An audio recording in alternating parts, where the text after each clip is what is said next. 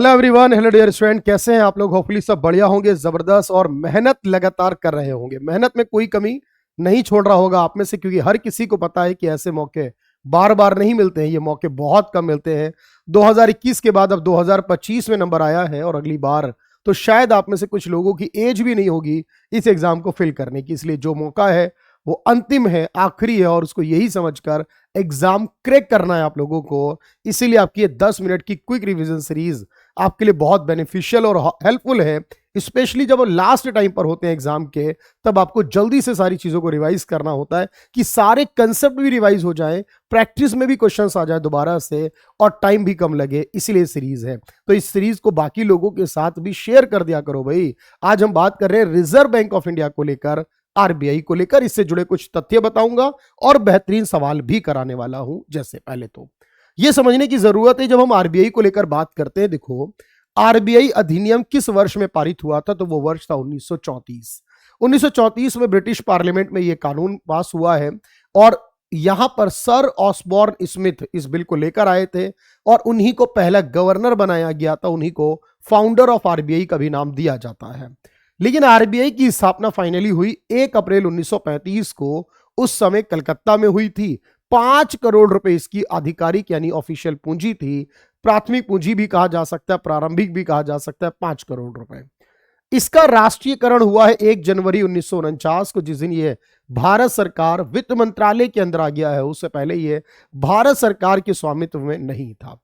इसका मुख्यालय मुंबई में बना हुआ है, और इसके अंदर 21 बोर्ड ऑफ डायरेक्टर होते हैं, जिसमें मुख्य तौर पर आरबीआई गवर्नर, जो हेड ऑफ द आरबीआई है, वो भी शामिल होते हैं। आरबीआई के 26वें यानी कि वर्तमान गवर्नर का नाम संजय मल्होत्रा है, जो कि 2024 के दिसंबर में 3 साल के लिए भारत सरकार द्वारा नियुक्त हुए हैं, और उसके बाद इनके कार्यकाल को बढ़ाया भी जा सकता है, लेकिन 3 वर्ष पूरे होने पर। आरबीआई गैर संवैधानिक संस्था है। इसका मतलब इसके कॉन्स्टिट्यूशनली कोई प्रोविजन इसका हमें नहीं मिलता है आरबीआई को लेकर। आरबीआई एक वैधानिक संस्था, क्योंकि इसका कानून आया है, ये स्टैट्यूटरी। इसी को हिंदी में सांविधिक संस्था भी कहा जाता है, और ये 1934 कानून के तहत बनी है। आरबीआई सलाहकारी संस्था है, क्योंकि ये सरकार को और बैंकों को वित्तीय मामलों पर सलाह देती है। आरबीआई अर्ध न्यायिक संस्था भी है, क्योंकि ये क्वासी जुडिशियल, इसका मतलब है कि वो जुर्माना लगाने का अधिकार उसको मिला है इस कानून के माध्यम से। यही देश का केंद्रीय मौद्रिक प्राधिकरण कहलाता है। यही देश का सर्वोच्च और केंद्रीय बैंक कहलाता है। याद रखनी है बात। और इसके बाद याद रखना है कि इसी को हम बैंकों का बैंक यानी बैंकर्स बैंक। क्यों? बैंक अपना पैसा जमा करते हैं आरबीआई के पास, बैंक उधार लेते हैं आरबीआई से, और बैंकों को सलाह देता है आरबीआई। सरकार का बैंक किसे कहते हैं, तो याद रखो सरकार का बैंक भी कहते हैं आरबीआई को ही। याद रखना है सरकार का एजेंट किसे कहते हैं, तो वो भी आरबीआई को कहते हैं, क्योंकि सरकारी चीजों का बेचना और खरीदना, ये दोनों काम जो होते हैं वो आरबीआई करता है। सरकार का सलाहकार एडवाइजर कौन है, तो वो भी आरबीआई कहलाता है। भारत में जो भी विदेशी मुद्रा भंडार, फॉरेक्स रिजर्व्स होते हैं, वो किसकी कस्टडी में, किसके मैनेजमेंट में होंगे, तो वो आरबीआई होने वाला है। मैं कहूं देश में मुद्रा को जारी करता है, जो 1 रुपए का नोट नहीं करता, सिक्के नहीं करता, लेकिन बाकी सारी चीजें करता है, तो वो है मुद्रा जारी करने वाला आरबीआई। अगर कहें मुद्रा बाजार का नियंत्रण कौन करता है, याद रखो पूंजी बाजार यानी कैपिटल मार्केट या शेयर मार्केट हो तो वो सेबी का काम है। लेकिन जो मुद्रा बाजार, जो मनी मार्केट कहलाता है इंग्लिश में, जिसमें ट्रेजरी बिल आता है, वो सारा आरबीआई करता है। भारत का बैंकिंग और वित्तीय क्षेत्र का नियंत्रण करने वाला आरबीआई होगा। भारत में अंतिम उपाय ऋणदाता, जब बैंक संकट में हो, ध्यान रखो बैंक संकट में हो, उस समय अगर कोई हेल्प करता है उनकी क्राइसिस से बाहर निकालने में, तो वो आरबीआई है। अंतिम उपाय ऋणदाता कहा जाता है। आईएमएफ के अंदर जो भारत की तरफ से एजेंट होता है, भारत की तरफ से आईएमएफ में, वो आरबीआई होता है। और याद रखो मुद्रा की आपूर्ति और मुद्रास्फीति यानी महंगाई को नियंत्रित करने वाला भी आरबीआई होगा, और मौद्रिक नीति को बनाने वाला भी आरबीआई होगा। ये सारे काम आरबीआई करता है जनरली। कई सारी रिपोर्ट का प्रकाशन भी आरबीआई करता है, और रिपोर्ट्स जैसे करेंसी एंड फाइनेंस रिपोर्ट है, जैसे फाइनेंशियल स्टेबिलिटी रिपोर्ट है, जैसे बैंकिंग प्रोग्रेस रिपोर्ट है, ये सारी की सारी रिपोर्ट आरबीआई द्वारा जारी होती हैं, कुछ एनुअली कुछ बाई एनुअली, मतलब साल में 2 बार। लेकिन अब सवाल है कि सर ये तो आरबीआई की जानकारी मिल गई, आरबीआई कस्टमर के साथ डायरेक्टली डील नहीं करता, कस्टमर कोई भी हो उसको लोन प्रोवाइड नहीं करता, उसका पैसा जमा नहीं कर सकता। अब आते हैं सवालों की तरफ। पहला सवाल है, आरबीआई जो है उसे बैंकों का बैंक यानी बैंकर्स बैंक अगर कहा जा रहा है तो उसके पीछे क्या कारण, क्या वजह हो सकती है? अगर आरबीआई को बैंकों का बैंक कहा जा रहा है तो वजह क्या होगी? अन्य बैंक जो है वो आरबीआई के पास अपनी राशि जमा करते हैं, ये बात ठीक है। आरबीआई मौद्रिक मुद्दों पर, फाइनेंशियली मामलों पर बैंकों को सलाह भी देता है, तो यह भी ठीक है। जरूरत पड़ने पर आरबीआई बैंकों को ऋण भी देता है, तो यह भी ठीक है। इस आधार पर अगर आप निकालोगे तो आपको मिलता है 1, 2 और 3 सब बातें सही है, जिसकी वजह से इसे बैंकर्स बैंक कहते हैं। आरबीआई को अंतिम उपाय का ऋणदाता कहा जाता है, लैंडर ऑफ लास्ट रिजॉर्ट कहा जाता है। किस वजह से?